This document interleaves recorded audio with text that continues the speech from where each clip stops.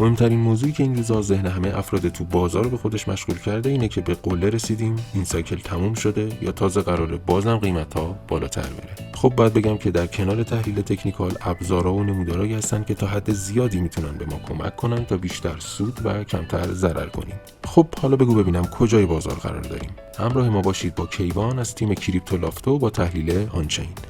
خوشم میاد.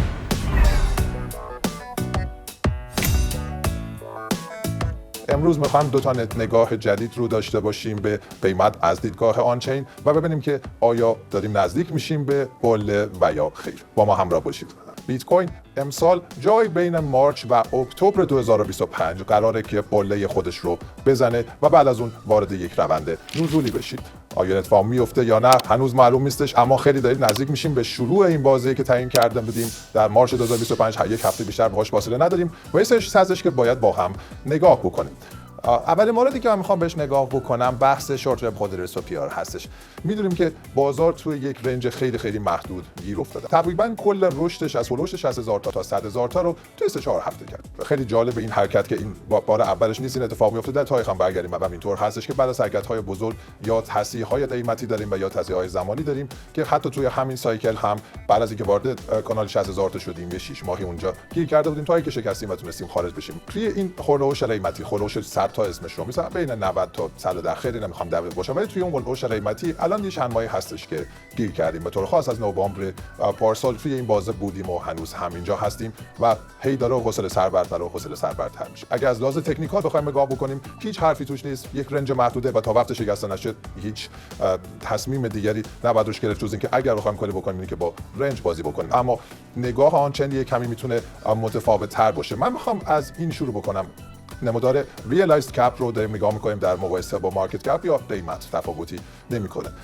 ریالایزد کپ برای دوستانی که نمیدونن چی هستش، ریالایزد کپ اندازه پولی هستش که واقعا گذاشته شده و در واقع وارد این بازار شد. ممکنه خیلی با مارکت کپ اشتباه بگیرنش، اما نکته که وجود داره اینه که شما ممکنه که یک کوینی داشته باشین، بذار اسمش رو بذاریم X. اگر کوین X رو داشته باشین و فرض کنید که ازش 100000 تا وجود داره و شما میگین به من یک دونه‌اش رو میفروشین، یک دونه‌اش رو به قیمت $1 میفروشین. الان مارکت کپ این کوین X شد $100,000. چرا؟ چون 100,000 تا ازش وجود داره، قیمت یه دونه‌اش شد $1. اما ریالایزد کپش یعنی پول واقعی که داخلش رفته فقط $1 هستش. پس این یه نشونه خیلی خوبی از اینه که واقعا چقدر پول توی این بازار هست و مارکت کپ رو من بارها گفتم دستونه خیلی خیلی گمراه کننده است و حتی پیشنهاد میکنن که تا حد امکان حداقل برای تحلیل این شکلی ازش استفاده نکنید. حالا چرا این نمودار مهمه؟ این بالا داریم قیمت رو می‌بینیم یا مارکت کپ رو می‌بینیم، پایین داریم ریالایزد کپ رو می‌بینیم. و چیزی که خیلی جالب هستش اینه که توی این بازی که از اواسط نوامبر تا به الان توی این رنج 90 تا 100 هفته ما گیر کرده بودیم، ریالایز کپ در حال افزایش بود. و این به چه معنا هستش؟ به این معنا هستش که تراکنش ها داره صورت میگیره روی این قیمت، پول ها دارن جابجا میشن. اگر کسانی که میخوان پروفیت تیکینگ کنن، پروفیت تیکینگشون داره انجام میشه و خلاصه یه جوری به زبان ساده همه دارن به این قیمت عادت میکنن و این نشونش رو هم به این شکل میتونیم توی آنچین ببینیم. رفیق اگه تا اینجای کار برات مفید بود ممنون میشم بابت لایک، سابسکرایب و کامنتت. یکی دیگه از در واقع ایندیکیتورهایی که در پیدا کردن قله در ما کمک بکنه آور هادل ریشیو هستش که نسبت بندهای هادل رو داره بهمون نشون میده. خیلی زبان ساده اگر بخوام بگم داره بهمون نشون میده که چه مقدار از بیت کوین ها دست کسانی هستش که تریدرن، تازه خریدن، چه مقدار دست کسانی هستش که مدت طولانی هستش نگه داشتن.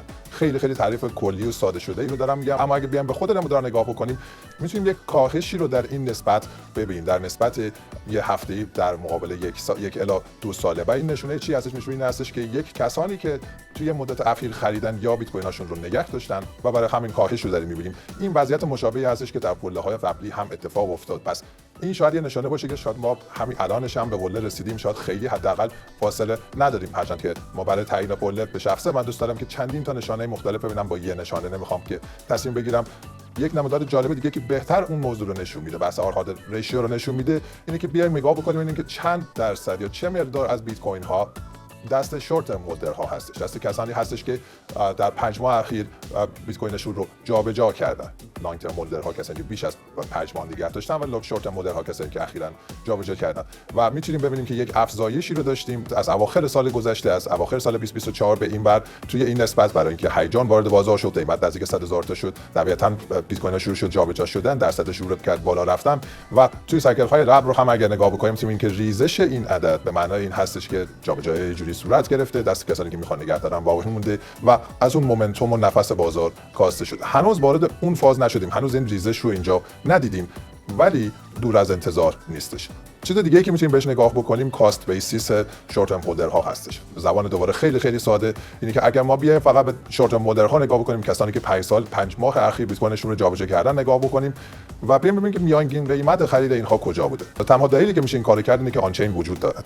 تو بازار کلاسیک با سهام اپل نمیتونین این کار رو بکنین، ولی با آنچین میتونین این کارو انجام بدین. اینکه بیایم به این نگاه بکنیم، این خط آبی رنگ رو بهمون میده. این چارت هم از بلاسنوت هستش. این خط آبی رنگ رو بهمون میده و اگه بازه بالا و پایینش در نظر بگیریم، این بازه کاملا آربیتری هستش، بی معنا هستش. با خودمون تعیین کردیم چون با الگوهایی که در سایکل های قبلی داشتیم سلب میکنه. در سایکل قبلی وقتی که به بالای این سطح رسیدیم و ریزش شروع شد، یا اینجوری بگیم که وقتی خود سطح شورت ترم هولدر ریالایز پرایس رو شکستیم در می 2021، حرکت رو به پایین آغاز شد تا رسیدیم به کجا؟ رسیدیم به خط زرد رنگ و وضعیت مشابه در نوامبر 2021 که در نوامبر 2021 این روند نزولی خیلی خیلی ادامه دار بود. اتفاق مشابهی در آوریل 2024 افتاد، رسیدیم به خط قرمز، خط آبی شکستیم، رسیدیم به زرد رنگ و برگشتیم و دوباره الان در فوریه 2025 رسیدیم به خط قرمز آبی رو داریم میشکنیم، هنوز نشکستیم، ولی اگه بشکنیم اولین حمایت جدیمون در خط زرد رنگ خواهد بود که $70,000 هستش. من اصلا دوست ندارم به این عدد اتکایی بخوام بکنم، چون میگم ترجمه یه چیزی باشه که یکم تکنیکال هم بهتر باشه که البته بدکی هم نیستش. یعنی ما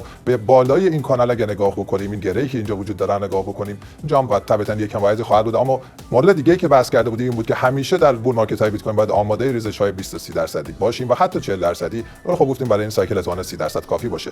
ریزش 30% از پله‌ای که داشتیم ما رو میرسونه به $75,000. پس یه تایید دیگه‌ای که این قیمت کاملا شدنی هستش و اصلا غیر ممکن نیستش. کماکان از نوامبر از سال پیش حتی آماده این موضوع بودیم که ریزش‌های 5 10 15 20 تا 30% رو هر کدوم از این 5% ریزش از ورلد رو به عنوان یک نقطه خرید در نظر میگیریم و پلکانی خریدامون رو انجام میدیم. هنوز به نظر من ورلد اتفاق نیفتاده. بله ایندیکیتورهای وجود دارن، به طور خاص رفتار شورت ترم هولدرها کمی داره رو نشون میده که یک کمی اوضاع بازار خراب هستش، اما از طرف دیگه ما در یک رنج خیلی طولانی داریم مثلا می‌بینیم چیزی که در سایکل قبل وجود نداشت و این رنج طولانی میگم باعث میشه که پول‌ها جابجا بشن و شورت ترم هولدرها پولشون رو جابجا بکنن برسونن به جاهای دیگه و نشانه دیگرش رو هم در نمودار اولی که با هم بررسی کردیم در ریالایز پرایس دیدیم که دارن به این قیمت ها عادت میکنن. هنوز به نظر من میاد که به قول نرسید. کاملا ممکنه اشتباه بکنم و ازتون میخوام که شما هم جوری تصمیم بگیرین که اگر من اشتباه کرده باشم یا درست گفته باشم باز